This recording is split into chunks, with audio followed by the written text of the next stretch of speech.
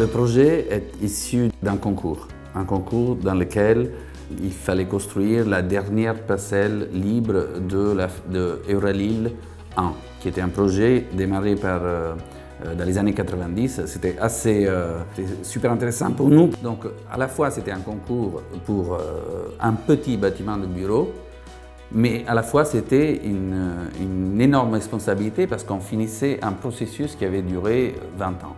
Et avec le client, on a développé l'idée d'oublier pendant une seconde que le bâtiment était un bureau et constituer une véritable forme urbaine. Une forme urbaine qui puisse être en lui-même un catalyseur de toutes les informations de la ville autour. Donc c'était une forme presque sculptée, dans le sens qu'elle était spécifiquement faite comme un objet dans lequel finalement on a rentré le programme.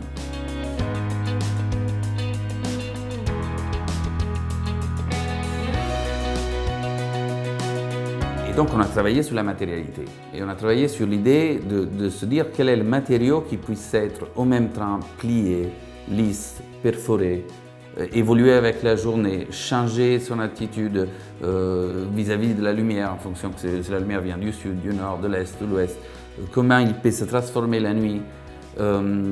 Et donc tout ça, ça nous a amené au fur et à mesure au cuivre, puisque avec ce matériau, on pouvait en quelque sorte répondre à tous les besoins urbains de l'idée qui était mise en place et fabriquer un espace de travail super intéressant.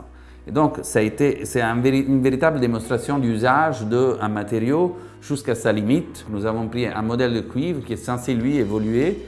Au départ, il était très réfléchissant. Ensuite, il est devenu très opaque. Ensuite, il a commencé à noircir.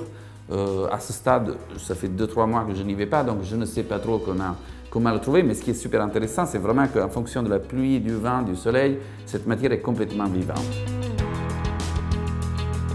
This freestanding crystalline copper tower is handsome in its own right, with a simplicity of form, considered use of materials and crisp detailing. But it also plays a key urban design role in a very public situation, uniting and making sense of its surroundings. And so, I am delighted to announce the commended project in the European Copper in Architecture Awards 2015 is Yeux Avenir Tower Lille by LAM.